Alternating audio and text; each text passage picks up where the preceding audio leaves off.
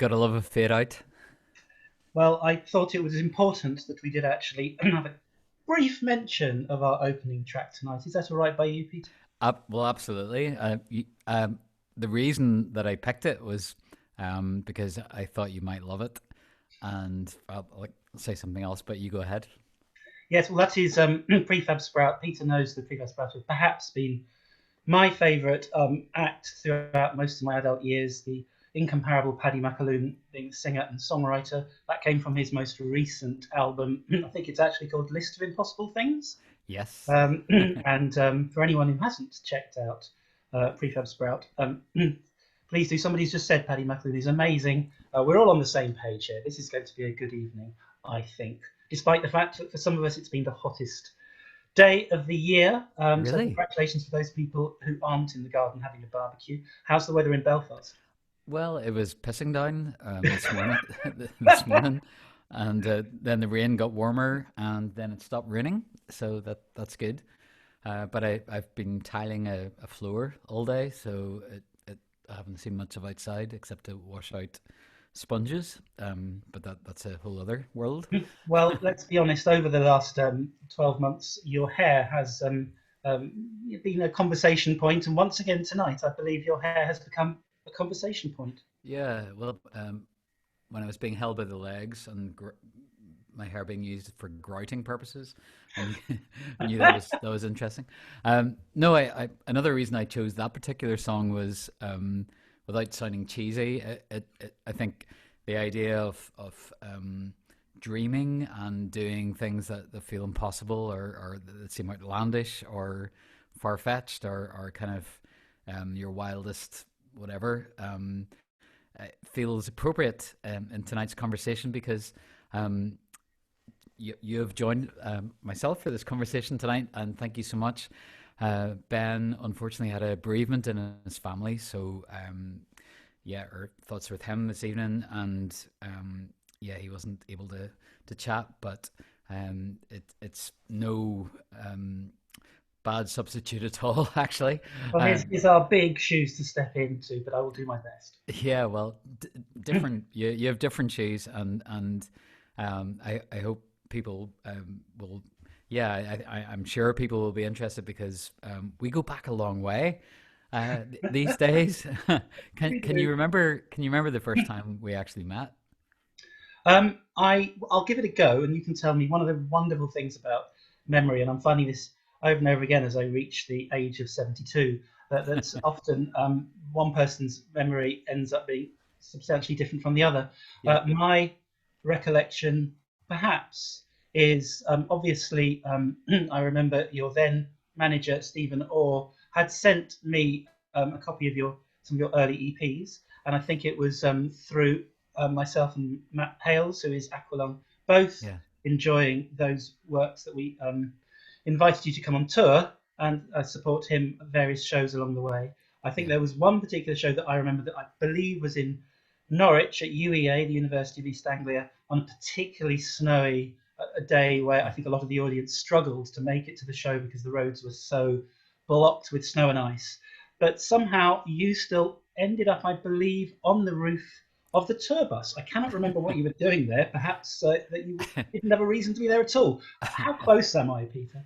I, Matt and I ended up on the roof of the trailer, I believe, that the tour bus was pulling.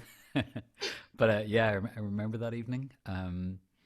Yeah, I know Stephen had travelled to Brighton to meet you and had put himself forward as a maybe as a support act on an Aqualung tour, and yeah, and I think you were there doing merch.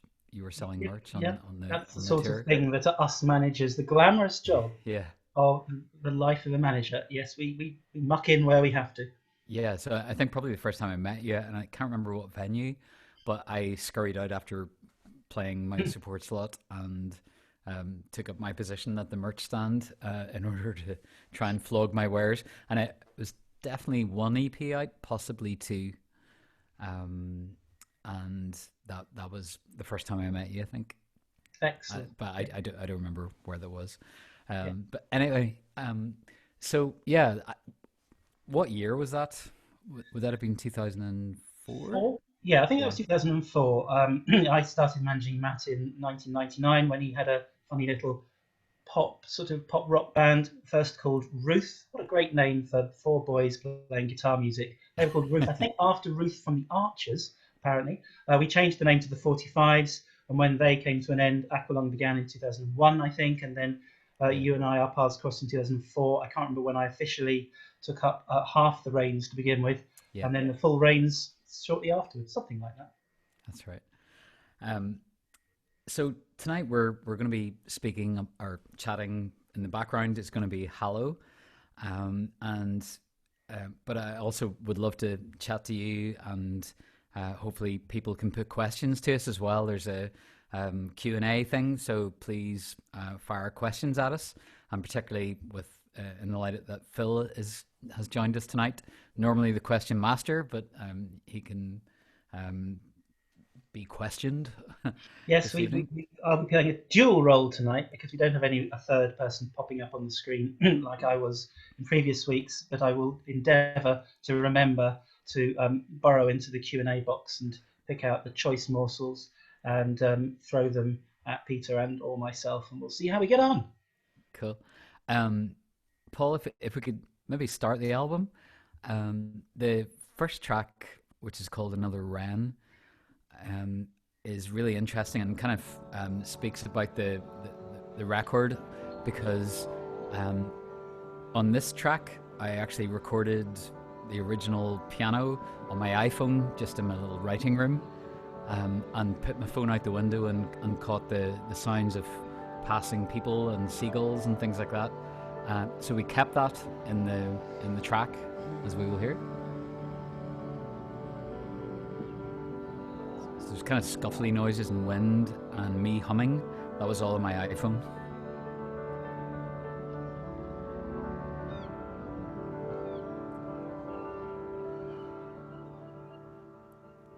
I love the fact that Seamus Heaney, who was friends with Michael Longley, who we will talk about, who I guess without Michael Longley there would be no Hallow. He No. described him as a keeper of the artistic estate, a custodian of griefs and wonders. It's such a wonderful phrase. Without overinflating your ego, Peter, some ways, some of those things feel to me to not be a million miles away from some of the approaches that you may take, I think, to your art and music. And so I wondered whether it was purely Michael's poetry from a sort of a third party perspective, or whether you felt any sort of commonality, a common bond with him when you read his poetry.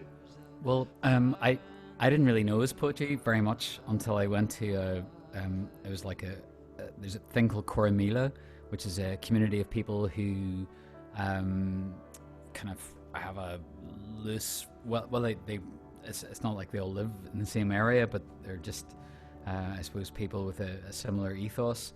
And Coromila started as a response to people getting kicked out of their houses or from their streets because of the troubles in the north. Um, Paul, can we have maybe the track back a little bit? Sorry. Um, I'm getting distracted by Gabby's amazing backing vocals in this. Yeah. Oh, sorry, the other way. um, Otherwise, I won't be able to think at all. It sounds so beautiful. Um, yeah, so I went to this thing that Padraig O'Tuma, who we know from some of the songs on Under the Dark Cloth.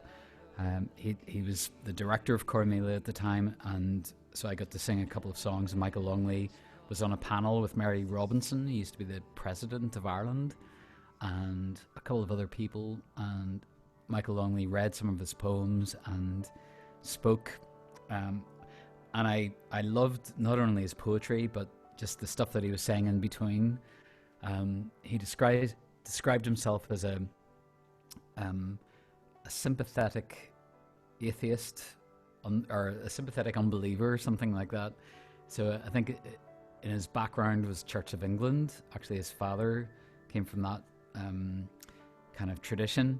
So a lot of his poems have these kind of images of like broken cathedral walls, and I think his dad also fought in one of the wars. So there's a lot of these kind of references throughout his poetry, but I I loved the kind of mischief that he spoke with as well.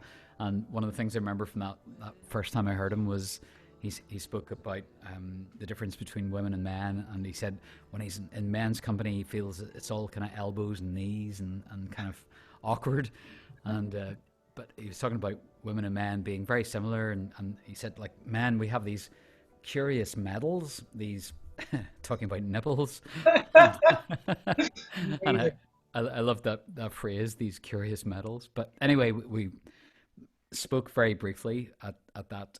He came over to me and said he enjoyed the song, and I said I loved the poem, and I went and bought a poetry book the next day, and it was yeah, that was the beginning of it. I read one poem particularly kind of stood out to me, which he said afterwards was probably because it was the shortest, and, and it was called Lena, which we'll come back to later, but.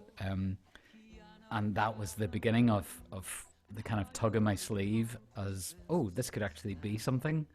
And Uh, so, were you a reader of poetry, either as a reader or as an artist and musician? Has poetry played a part during the last however long 20 years as inspiration to you as an art form, or is poetry something you've shied away from? for me, lyrics were always like a hybrid of poetry and something else. And when I was at school, Sylvia Plath was probably I remember reading her at A level and like being kind of amazed by it, but also like the layout and the subject matter for poetry was beyond my experience at that time. So I found it quite weird and opaque, but at the same time really interesting. So I think since then, songwriting has been kind of brushing with poetry, but I was going to never. say, how do lyrics and poetry, are they different things, or does that really vary from songwriter to songwriter? Do you think that you can always tell what begins as a poem and what ends up as a lyric? Are they different? I think for some lyricists or some songwriters that it's very influenced by poetry, or it's very similar to poetry, like metaphor, the rhythm inherent, things like alliteration, onomatopoeia, just playing with the words, and then you have a wop wop a loo bop a wop bam boom, which is just like what the hell, and so there are some things some similarities between lyrics and poems, and then there are things which is only because the marriage of music and words, where then this something else happens, which you don't have that with poetry. So I think there are things that you can do with poetry, which are for that and which work really, really well, that don't actually work, makes it feel more awkward or self-conscious in a song lyric. But you could have just like a repeated line over and over in a song lyric that just works because of the music and, you know. So Absolutely. I think there are some similarities for sure, but Oh, yeah. then it's something else as well. Yeah. So, what was the journey from you starting to become a fan of Longley's poetry to it becoming a project for you to make a record? I think, and you will know this, Phil, from other things I've done. It's definitely a wandering into a room with ignorance, a little bit of ignorance, and beginning to trust that kind of tug of the, feeling okay about being out of your depth. Yeah, that Bowie said about that feeling of where you're in a river and your feet are just about touching the ground and no more. That's probably a good place to be creatively, because I guess you're not taking anything for granted. You're not going through the motions, but you're kind of aware. Can we turn this bit up actually, because I love this bit of the track because Ben's going absolutely bananas. Speaking of Bowie, Yes. This I wanted this bit to sound like Aladdin singing.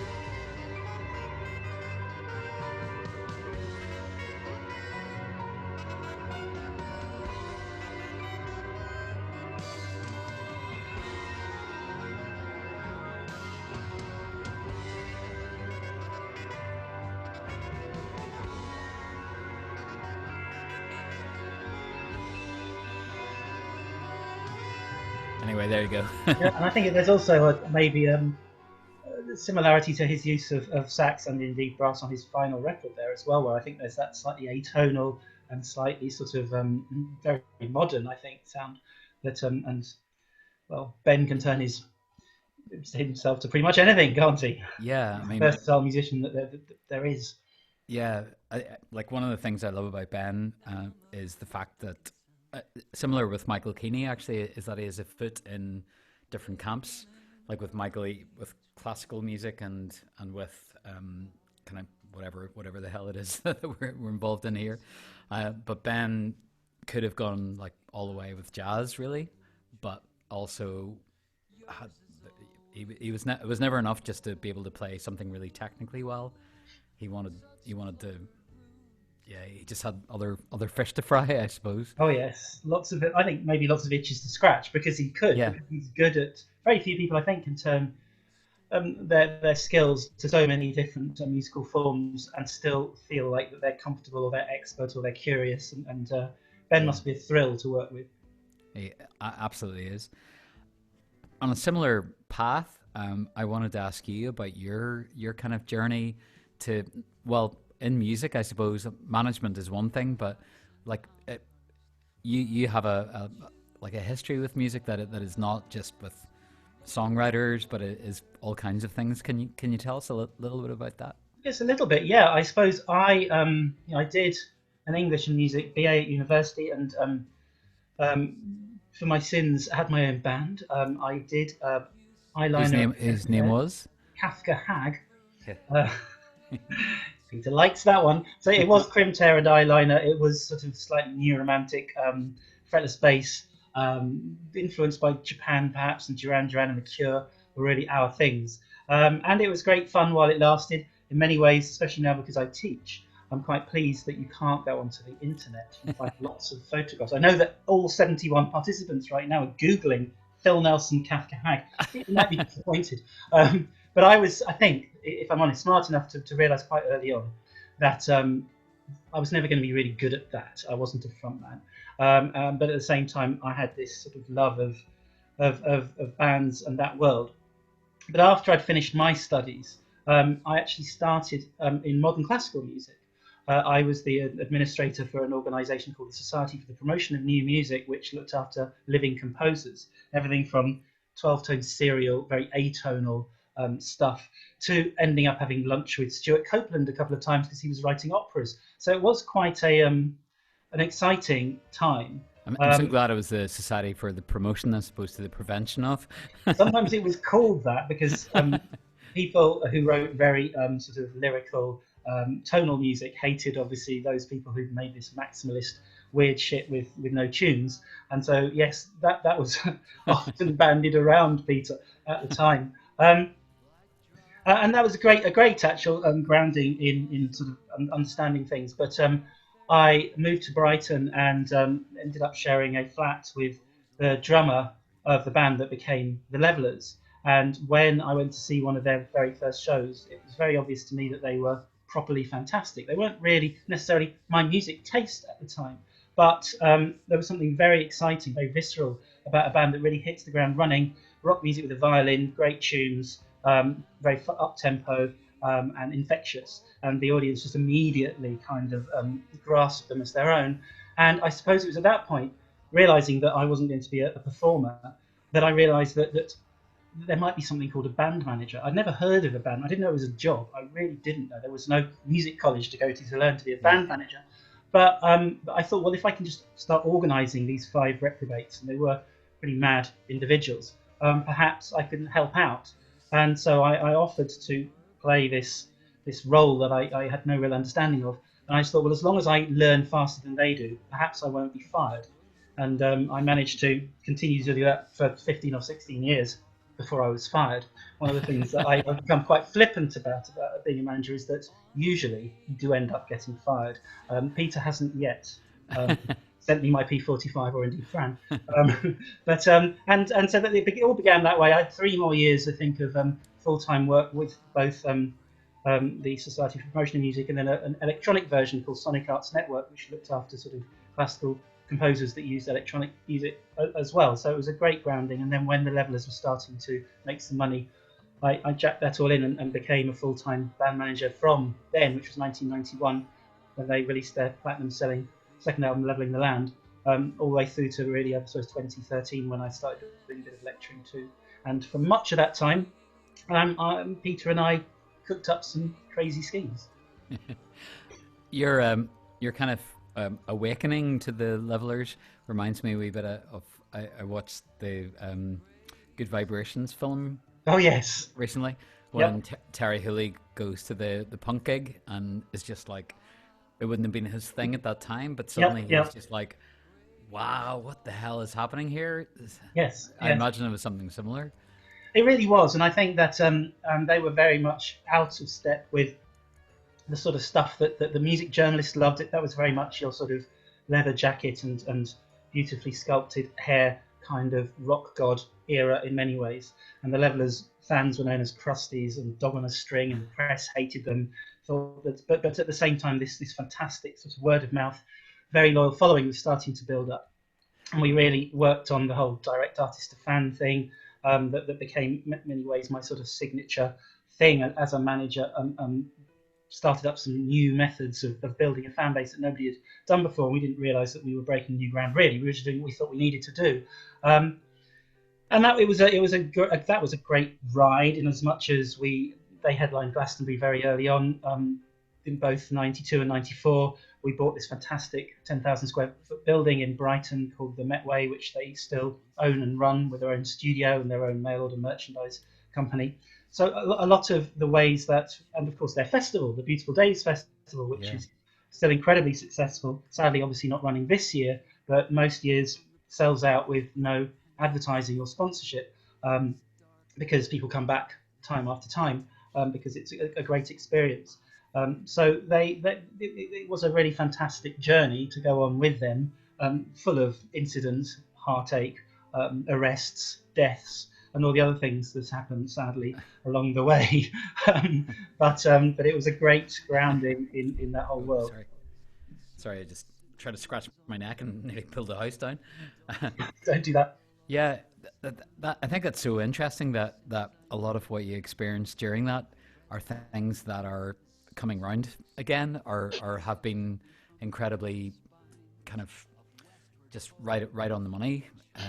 Whether it's um, direct to fans or whatever. But like I remember jukebox, for example, Yep. what was an idea that you'd run by me, the idea of kind of putting on something that would become like an annual event in Belfast, and I guess my kind of notoriety or pull wasn't as great as those guys, but I loved the idea of just doing something that would be small, that would kind of grow, and yeah, I mean, I guess that's what Advocate has been, Well, I think it has. I mean, I think or one of the interesting, Patreon or whatever, there's different things. yeah, Sorry, I'll keep one of the, I think the interesting. I've never probably asked you this question head on before, so go for wait it. for it. I think one of the interesting tensions, tensions probably the wrong word, but one of the interesting balances to get right, along the way for you and I during the long time that we've worked together, is the fact that, on the one hand, I've always felt that my job, as it were, was to try to, both help your creative vision, but also the economic realities that would sit side by side. And so Yeah, half of me was sort of going, well, you need a hit single, and you need a hit album, and you need all those sorts of building blocks that the music industry, it certainly was, to a certain extent still is, based on. And yet, it was such a thrill for me that you were somebody who was so interested in going down, very different roads, as we've discussed over the last few weeks, whether it's, at the National Theatre, whether it's reading or Austen novels, or unfinished plays, or indeed Hallow as well. Yeah. These things are not likely always to necessarily fit with what the music industry thinks it wants, and therefore can definitely puzzle people, as we've found when we try to put teams around you Yeah. to actually try and make these more interesting, perhaps, projects receive a wider audience. How did you find when you look back on that sort of tussle between me sometimes saying, "Where's the hit, Peter?" Yeah. but equally really loving getting involved in the other projects? I think that's been one of my favorite things. Has been the fact that, and part of the reason for playing that track at the beginning was it wasn't like I never sensed that you were kind of motivated by the dollar sign.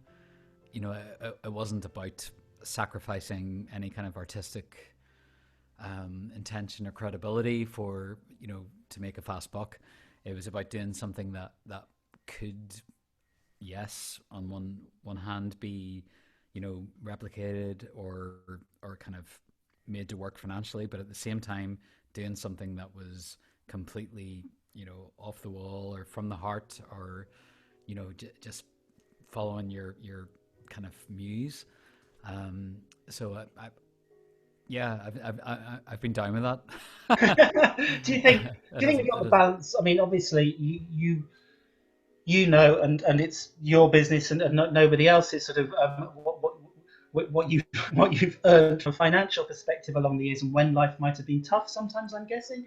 yeah. But do you think we generally got the balance right when you look back on the different twists and turns along the way? Are there situations, because I think it's totally correct to have them sometimes, where you go, actually, we should have done this, or we didn't do that, or that record I'm not so fond of, or that record should have done better, or is that not really the way that you think about things? No, I definitely more philosophical than that, but I think looking at it in hindsight, I think like when the first kind of big record came out, it was at the tail end of record sales, really, or CD sales even.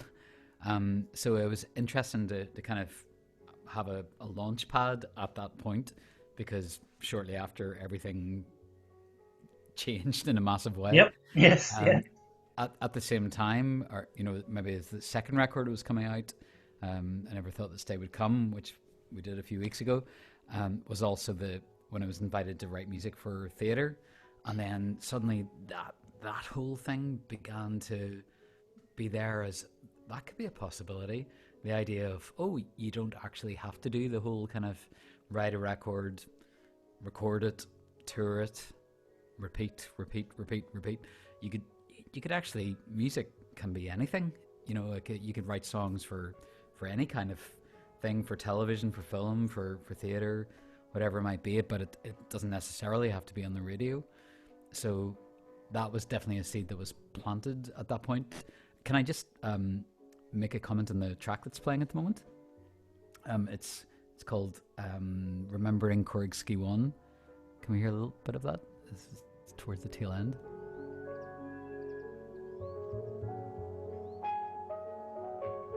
So the piano was recorded my iPhone, and the bird noise and stuff.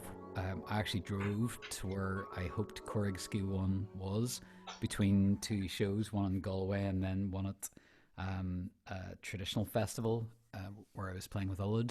I had this little window of opportunity, and I drove into the middle of nowhere in County Mayo to try and find this place that Michael Longley had been writing about. And because so many of his poems are about this place called Corrigski 1, which felt to me like just this mythical, kind of magical place. And I wanted to go and record the sounds of that place, which I did. And they are on the record, but of course I could have recorded any beach in the world. But there was something felt really important about actually going there. It was almost like a pilgrimage to make it authentic. And I think there is something about that, Phil, throughout everything, has been that idea of feeling something has to feel authentic. I've never felt like I wanted to just peddle something.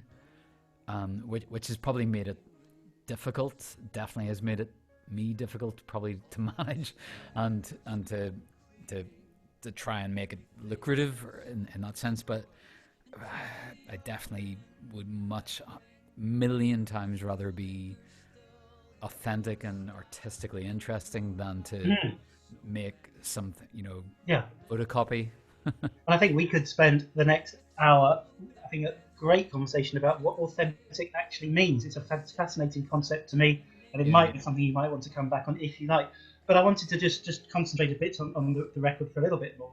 You yeah, talk about the fact that probably with most records, I think you're trying to change the goalposts. You're trying to move on. You are, yeah, as you say, maybe taking yourself out of your comfort zone in order to make sure that probably that helps to keep the authenticity in some way, so that you're not resting on your laurels. yeah. What was it? Do you think within this record that was a change or a departure in terms of how you made it, or indeed who you made it with?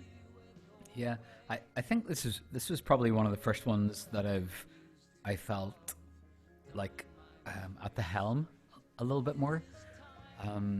I kind of, and this is probably true of a lot of things that I've done in my career. Is I've enjoyed working with other people. I love that collaborative element.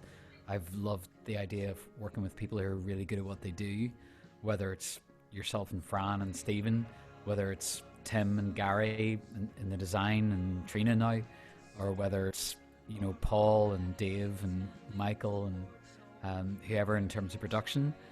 I like that kind of idea of working with people who are better than me in those all those different areas. Um, so I think this felt different to me because I was suddenly I was in charge of how this sounded, where it went, who I got into play. I think because I've done this quite a few times now, I felt okay. Yeah, it's that maybe that kind of apprenticeship thing. I felt okay. I think I'm good with this now, Yeah, yeah, um, yeah. and I was able to run with it a bit more. So I knew I wanted it to sound like a piano. I wanted the words to come through. That was really different for this because it was so much about the poetry.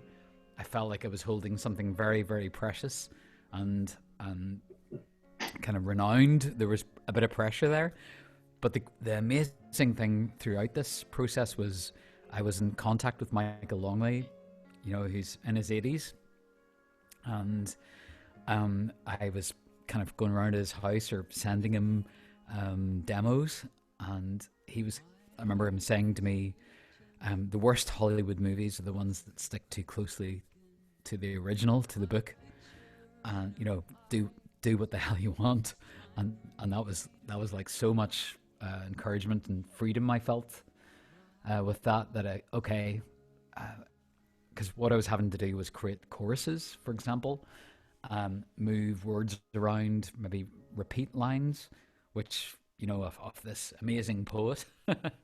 Who am I to say what is the heart of this poem by making it the chorus? For example, with Walter Mitty. But yeah, he was really really cool about it and kind of gave me license to kind of go further with that. Were there any ever times where he felt that you might be taking something in the wrong direction, or that your way with the words was in any way interfering with the soul or the core of what he was striving for? No, I've kind of. Oh, I should this bit of the song if I could let you hear this. Oh, sorry, it was the verse will come around again, but so this is a really small poem that he had about his granddaughters. It's called, but it was had the idea of it being like a round, where like voices would come in and overlap, and it was Connor McCrainer, who's the upright bass player, suggested putting this kind of drum rhythm in. You might hear it now, actually.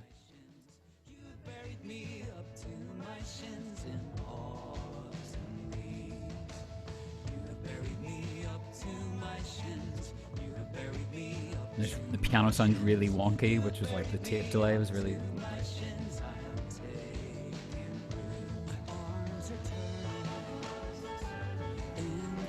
Anyway, and I should also say it's Steve McCartney and Rachel McCarthy on backing vocals. Who Rachel and Michael Keaney are Darkling Air, and Rachel and Stephen used to be the Farriers, who also toured with Aqualung, I believe. That's right. It all fits together. I know. So Margaret Richards asks, can you explain more about the Ice Cream Man? I remember you playing the track at a concert at St Pancras Old Church, and you laid out some beautiful flowers all along the front of the stage, which created a really powerful image. Yeah, so the Ice Cream Man, which Michael Longley actually speaks on, which I ripped off YouTube. I don't care. I told him this, but it was a video of him reading The Ice Cream Man in Belfast summer, and I had loads of street noise and it was really difficult to get rid of it, so we just added more. But it was an account of a man who was killed, who was shot during the height of the Troubles here, which is what we're hearing just now. Yeah, but it was a poem that he'd written in response to the death of the man who ran the ice cream shop on Lisburn Road, near where Michael lived. And Michael and his daughter used to go to the ice cream shop and buy ice creams.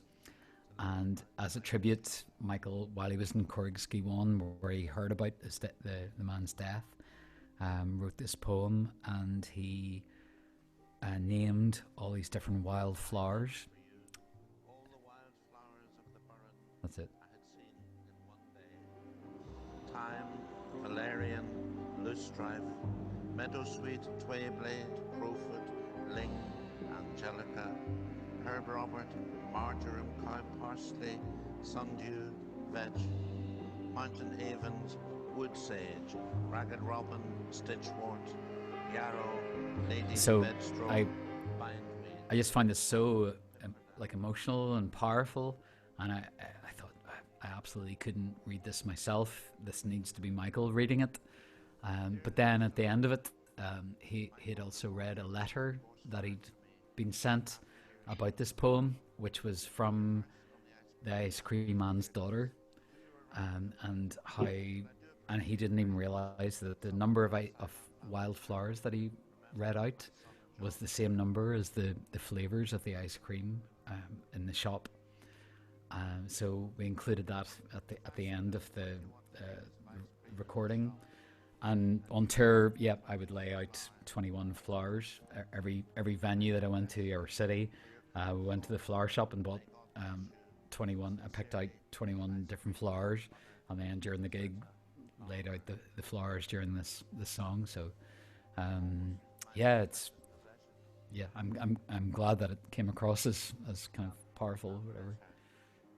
Yeah. Oh, very much so. Still on the questions for a little while. Yeah. Martha Casey asks, which deceased and which current artist would you most like to hear sing or record your songs? And is there a particular song? Jeepers.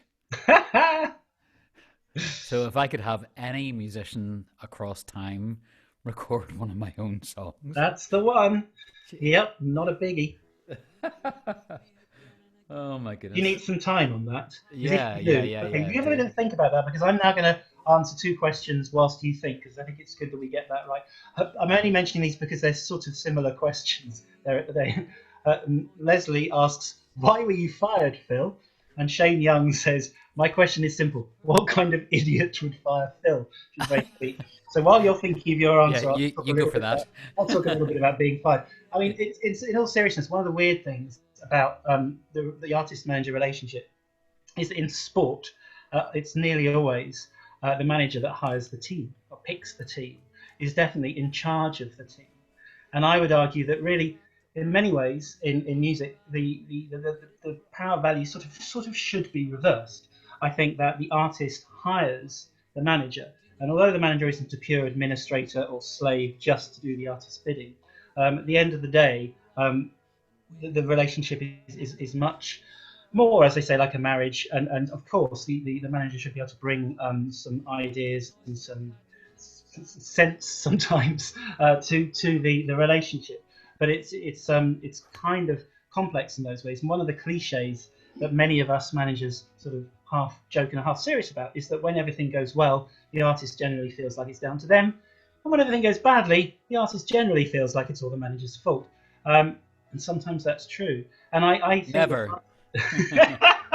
what I found over the years is that it often is going to be a finite relationship. And if you're going to choose to become a manager, you've got to realize that every relationship will come to an end in some way. And sometimes that involves you being fired. And whether you feel it's justified or not, start getting too bitter about that, and you're going to end up a pretty miserable person. And I have been fired for lots of different reasons and on lots of different occasions. I think sometimes the relationship has just run its course, and that it's probably a very healthy thing for the artist to either start to manage themselves if they've got a bit older, or to start working with somebody new. Sometimes it does seem entirely illogical and unfair, and for a little while it hurts a great deal. I think in the instance of the Levels, so we'd worked together for 15 years. After that, they pretty much managed themselves. I think they found it very difficult to begin with, but they're now doing a tremendously good job of looking after themselves. They've been going now for as long since me as they had been during me, and I'm really thrilled, and I mean that, to be able to cheer them along on from the sidelines and to watch the festival go from strength to strength, and to see them, a band that's been going now for 32 years, which was incredible. So yeah, it's one of those things. It's also slightly complicated where, as Peter knows, that if you sign a record deal or a publishing deal and you wake up one morning and you think, do you know what, I really hate my label, don't want to work with them anymore, you can't just walk away. That's a pretty binding contract, as people like George Michael and various others have spent a lot of time in court trying to sort that out. Whereas actually, because the management agreement is a service agreement, it's a bit like a marriage. You can't force somebody to be managed by somebody that they've decided that they don't like anymore. I think that would probably be wrong. So it's, again, a very different, sort of, in some ways strange, but I think when it works, a really wonderful and exciting. And that whole thing of neither artist nor manager often knowing what's around the corner, what the next email is going to come in from somebody offering some new idea, which is particularly true, I think, along the way with Peter, where people who've admired his work or offered him opportunities. One of the most exciting things about working with you, especially things like the National Theatre whole expedition and everything else, has been, we never really knew what was around the corner, did we? No, absolutely not. If I could, can we rewind a little bit just for the final thing on this record, if that's okay? Just the Lena, about 10 seconds in, Paul, if that's possible. Just because this was the inspiration for the whole record. I did not want to die. Was Lena Hardy, the country girl? Yeah, so that line was the first line of the poetry of Michael Longley that actually led to the whole thing. So yeah, thought that was interesting here. It's the last track on the record, but the first song I actually wrote. The whole idea of theatre, Phil, was something you've definitely encouraged along the way. I alluded to the Sondheim book that you kindly gave me, but do you remember I played a gig somewhere, or we had a day off, and you drove us to Bristol. Oh yes, Swallows and Amazons. Yes, which was Neil Hannon's one of the musicals he'd written. But yeah, like, could you feel something like in the music that I was writing that seemed? I mean, obviously, Mother Courage was a bit of a clue, maybe, or like a weird anomaly in it all. But like theatre music is also something that you've loved all along. Well, yeah, I suppose yes, to a certain extent, as a fan of whether it be anything from as diverse as My Fair Lady to West Side Story or whatever, despite the fact that I sometimes think there's this sort of unnecessary gulf between what is music theatre and it sits over there, and what's pop music and that sits over there, and a lot of really unnecessary silos have been built up over the years, thanks to the way the industry works, thanks to the way that journalism works, thanks to sometimes the way that audiences work. So I think we discovered at the National Theatre that as the people who would come in every night to those 64 performances looked like a very different sort of tribe, perhaps, maybe to the sort of people who would come to a standing venue and actually stand in front of a stage for 2 hours. But I always thought that you would be able to cross those tribes, and that there was a real sort of seed within in the sorts of the visual nature of the storytelling nature. Again, what people like Sondheim and others were doing, and I just thought, well, this is surely a place where you would thrive, and that it would play to your strengths, and that you would really enjoy again the brand new challenge that Yeah. might throw at you. Yeah. Well, you mentioned the words storytelling, which to me is from the beginning of when like pennies dropping for me, little epiphanies.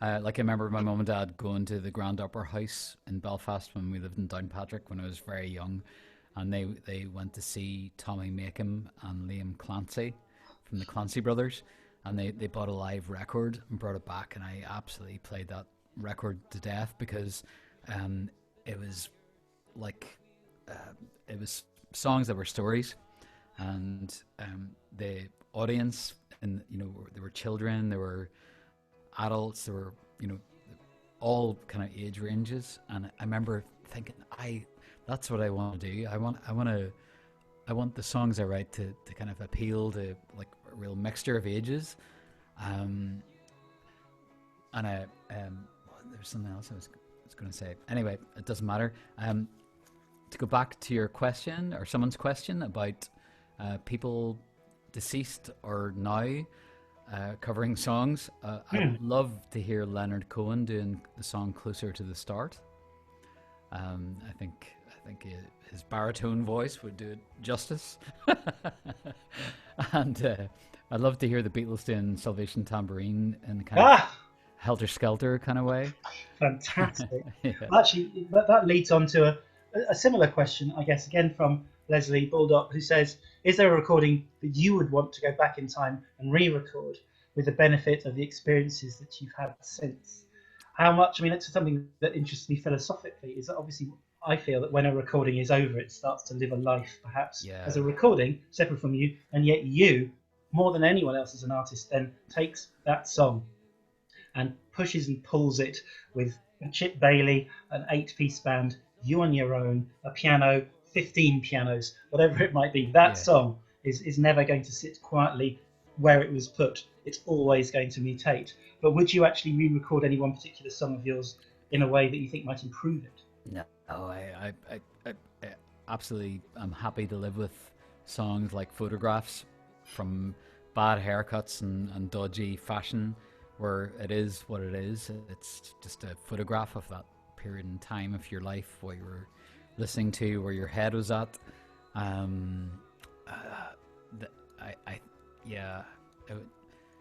think it's way more healthy just to keep going and write other stuff. So for that reason, it's been really interesting coming back to like the records and having to revisit them with just piano, and it's not like it's better, any of the things I'm doing now. It's just, this is kind of what the photograph is, which is just me and a piano doing these. But have there been surprises? Sorry to interrupt. You okay? I'm guessing that you're not the sort of person who sits down and listens to your past works over and over again fastidiously over the last few years. I imagine only have to learn it. Yes, some of them are in a dusty cupboard that you're bringing out and going, oh, I've not heard this for a while. Oh, how did that track go? So have there been surprises, for example, songs that you weren't as keen on at the past and didn't get a lot of live outings for whatever reason, and suddenly you go, wait a minute, what was I thinking? That's now just as fresh as the days and beautiful. Or other songs that you're looking forward to and going, oh, that sounds a bit tired now. Or things that just gave you a bit of a surprise because you just hadn't remembered them like that. Yeah, well, like in Lookout Machines, for example, last week, it's interesting when you put songs back to back and they suddenly, it feels like this it has this collective vibe and or an emotion or whatever it is. It's like watching a film or something. It's just the mixture of the people, the the cinematography or the mood that you're in, all those things.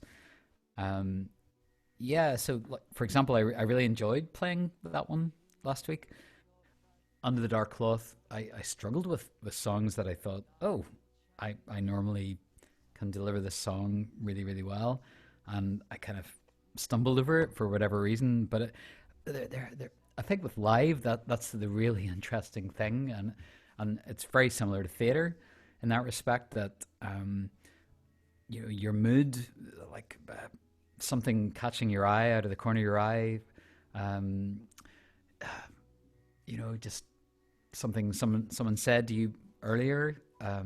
It could be a million things, or the number of times that you played that song recently, and you can't kind of reach for that thing that makes it feel really special, whatever it is. And then, so I go away from something feeling like that in a gig, say, and then someone comes up to me and said, "That's the best I've ever heard you," and you're going, "Okay, well, ignore all those feelings then."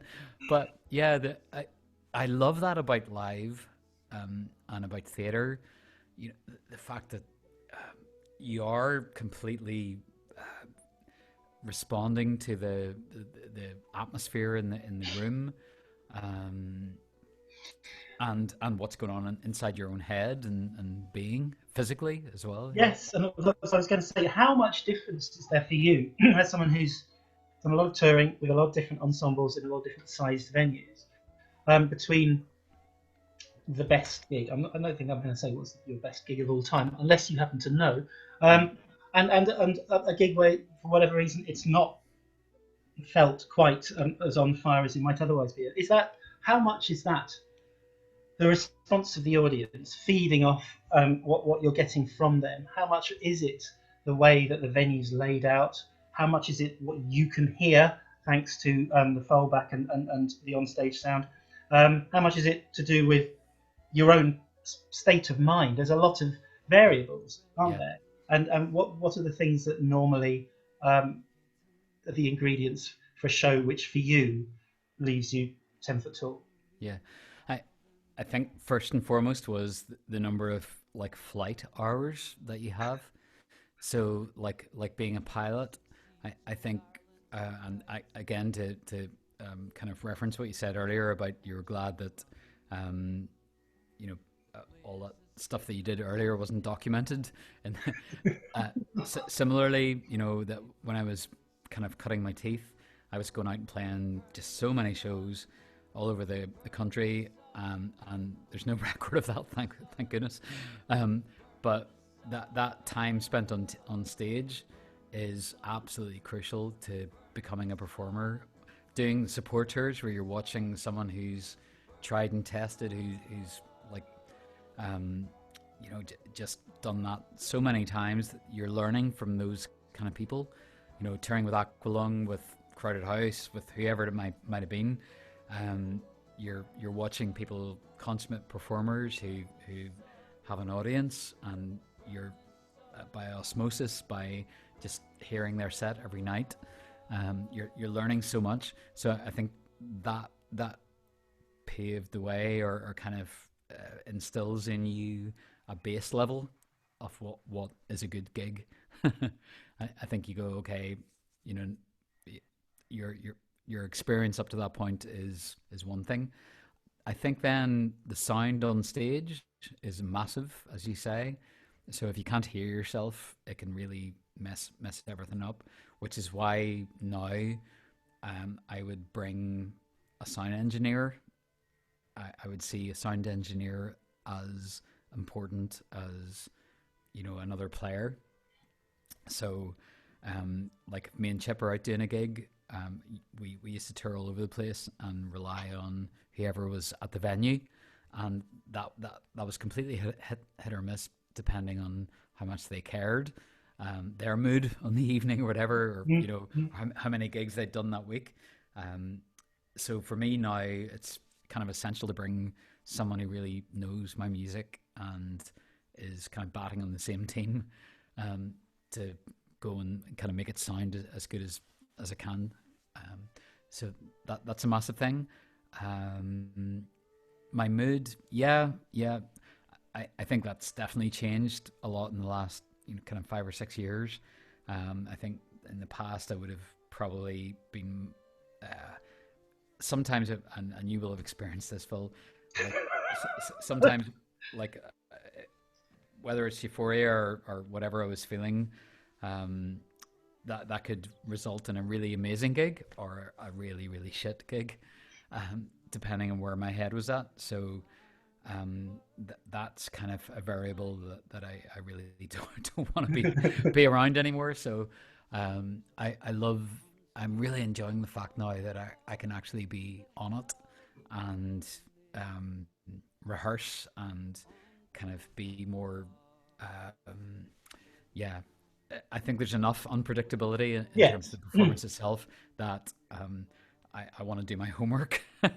And talking of beforehand. So unpredictability, what do you think about music festivals, both as a festival goer and because it seems to me as a performer, what I've noticed is that you perhaps more than many others are a fan of the long form gig.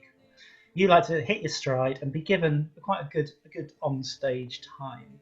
It's not for you is the 50-minute on and off, but in a festival it could be a 30-minute off. Is that a big challenge? Do you enjoy the fact that you've got opportunity to play potentially to lots of new people, or is it a bit frustrating? Really? No, I think it is that, and I think I'm learning to like I used to do it okay, and then I think I've kind of let that slip a wee bit in terms of how to approach festivals, because I think you really really have to hit it with the big brushstrokes, with just assuming people are going to be walking past, and you've got to make it really really entertaining.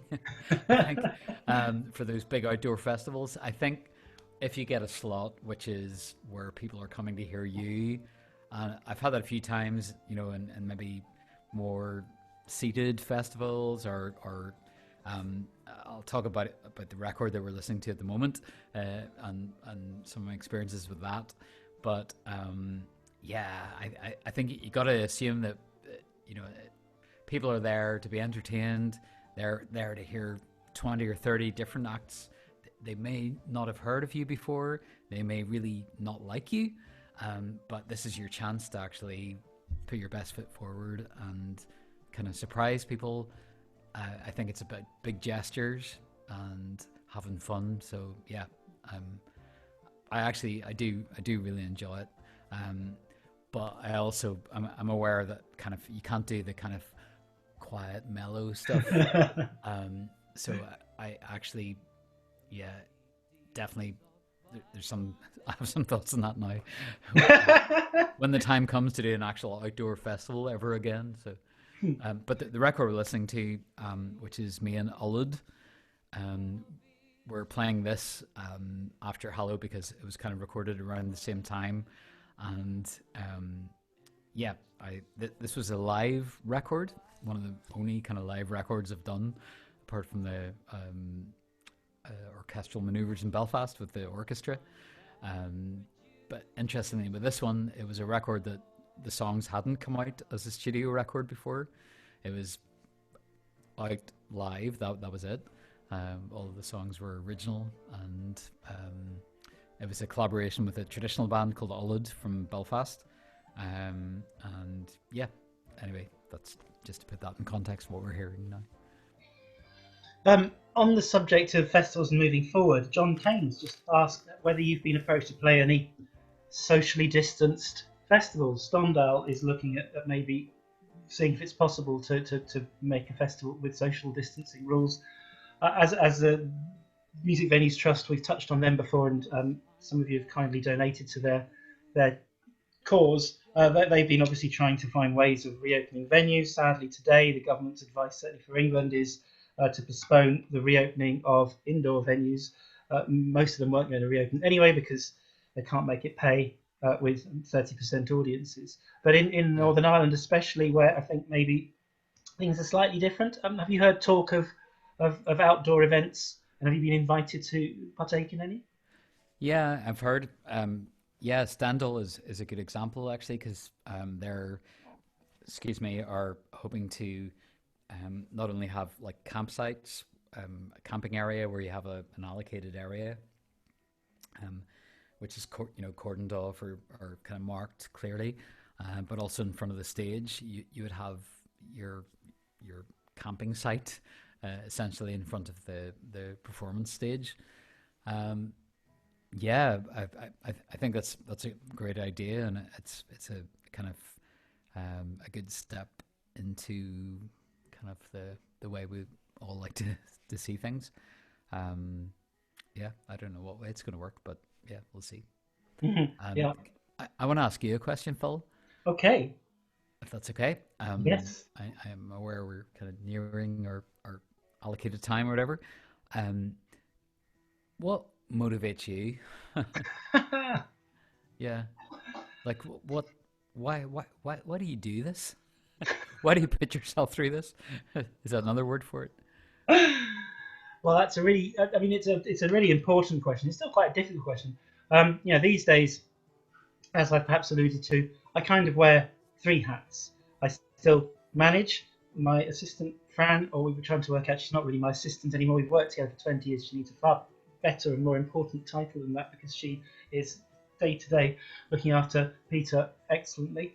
Um, uh, um, but I still look after Matt Hales, help out a band called Sweet Billy Pilgrim, help out a Northern Irish duo called Exiles. What I found when it comes to new artists, that absolutely that the music that I generally love isn't likely right now in 2020 to catch the fire of the music industry and indeed hundreds of screaming fans, and therefore it's a fairly niche job, certainly commercially or economically, but still, I think really exciting music that's not necessarily areas that aren't necessarily being covered by lots of other artists, especially things that are particularly musical. I think I still get that passion for kind of going, this is an incredible record, or this is an incredible artist live. More people deserve to see or hear this. I want to help do what I can do to make that possible, and that job changes every 5 years. It's a very different world. So that's become a sort of a smaller part of what I do. Obviously, I teach music industry because I think the music industry is stupidly complicated because I've been involved in it for a long time. I think I understand it as well as anybody can and how it all fits together. And therefore attempting to encourage the next generation of entrepreneurs, performers, bands, whatever it might be, is something that does thrill me, get me out of bed in the morning, and teaches me as well. Because I think the thing is that a 20-year-old's ears are going to be very different to a 75-year-old's ears. I'm not really 75. And so there's something lovely about that whole thing of actually getting the next generation music industry potential students to actually explain what they listen to, how they listen to it, all that side of things is really good. And then, yeah, for me, the third thing that possibly is most exciting of all is the whole thing of kind of finding problems and fixing them. One of them being, if you're a brand new artist, often you don't really know where you are on the ladder. Where do you need to get to before there is some help, whether the help is a manager or a label or an agent or a promoter, and actually holding their hand, guiding them up that ladder, helping them get the momentum that will move them up that ladder, helping the music industry understand what music education means in 2020, because in the old days it just meant the grades 1 to 8 and choirs and orchestras, and nowadays it's starting to at least have that important and traditional classical arm, but also the commercial arm as well. But those two aren't very good at talking to each other. If you love Bartok and Brahms, you often don't love Stormzy and Prefab Sprout. And equally, the music industry can find music education quite a struggle because the industry is rightly immensely competitive, and so it should be. We talked about the fact that 40,000 songs are released every single day, and yet music education is somewhere where you should be able to fail safely. And perhaps the concept of competition, not that it should ever be sidelined, because otherwise you'll be spat out at the other end into a world that you'd never understand, but you don't want the competitive nature to make you fail at the first hurdle. So all those things are very much connected. I think I'm really lucky to still be curious.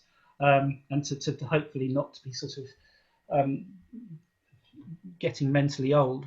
I think that's problem solving, finding fantastic new music and helping it, are things that yeah, I'm still very, very passionate about. That's an amazing answer, and one of the reasons why I hope to be working with yourself and Fran for many years to come.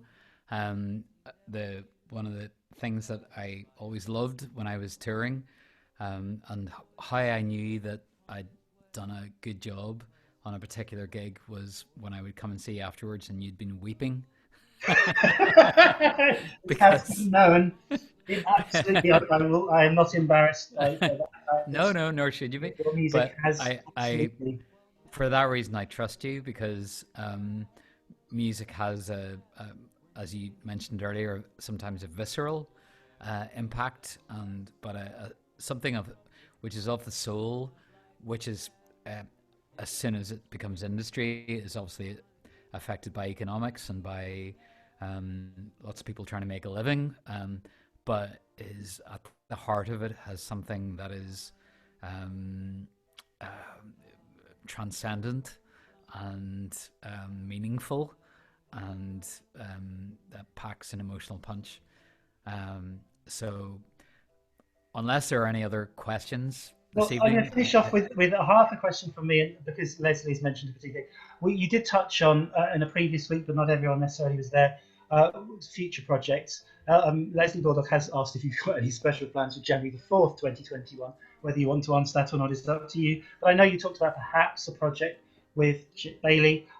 yeah, And obviously, projects are going to be very much not only influenced by lockdown, COVID, the other hats that you wear, but is there something, because you mentioned 4 or 5 different projects that might be, is there one you think that's coming up next that we might want to just touch on before we say farewell? well, a couple of things that are coming up. I've been kind of involved in Ulster Orchestra has been working with. They put a shout out for people to submit songs that they've written during the last lot of months, and there's a brilliant arranger called Paul Campbell who's going to be arranging 9 songs for the Ulster Orchestra. So I've been involved in that and picked 3 songs that I thought were incredible, and by 3 different writers, and so that's going to be happening in mid September. Another thing I've done recently was it's Van Morrison's 75th birthday on the 31st of August, I think it is. And Hot Press magazine in Ireland have asked 75 different artists to record 75 different songs. Wow. And they're going to be kind of playing those online over the next 75 days.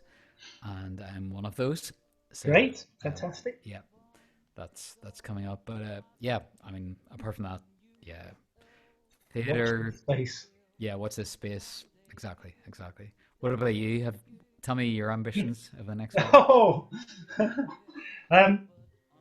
well, to turn this whole kind of how to help brand new artists navigate the early stages in their career in a more meaningful and kind of not wasting time and money way, probably into a book and an app and a website and all those sorts of things, is something that I will do.